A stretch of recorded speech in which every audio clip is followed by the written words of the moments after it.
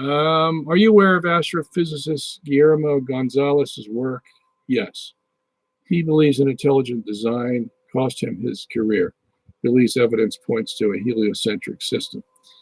Well, you know, this is a problem with Guillermo and his co-author. They see all this they see all the signs in the universe for a centralized Earth, but they ignore them. They don't follow them to their logical conclusion. You know, like the cosmic microwave background radiation. You know, they see the axis of evil. They see the galaxy formations in concentric spheres around the Earth.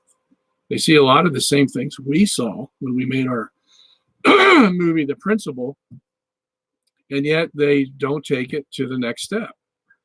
And this is a problem with a lot of Protestant scientists, the ones who work for CRI or whoever they're working for. You know, they take Genesis 5 verses 20 to 31 very literally in combating evolution. But when it comes time to interpreting literally Genesis 1 verses 1 to 19, oh boy, we got all kinds of ways to get around the literal interpretation, so the Protestants claim or do.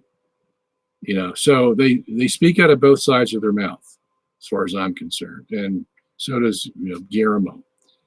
You know, and you know, to me that's just a contradiction. Okay, look, either the Bible's written literally, face value, or it's not.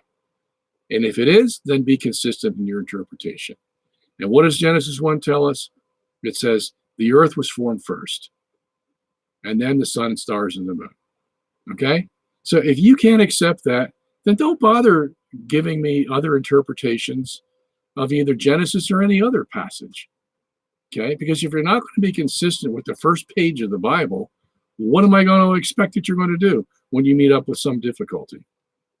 Okay? So, you know, he believes in intelligent design because he takes Genesis 1 verses 20 to 31 at face value, literally. Okay? But he's a heliocentrist because he doesn't take Genesis 1 verses 1 to 20 or verse 1 to 19 literally.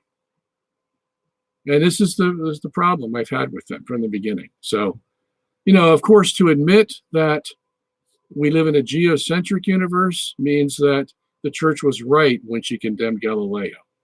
And of course, if she was right when she condemned Galileo, then she was right about the Protestant Reformation, that it was not of God.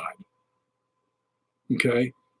A lot of Protestants don't want to go there because they know if they admit one, they have to admit the other. All right? But this is the glory of the Catholic Church because we can say she's always been led by the Holy Spirit to what the truth is about whatever she claims is important to know the truth of.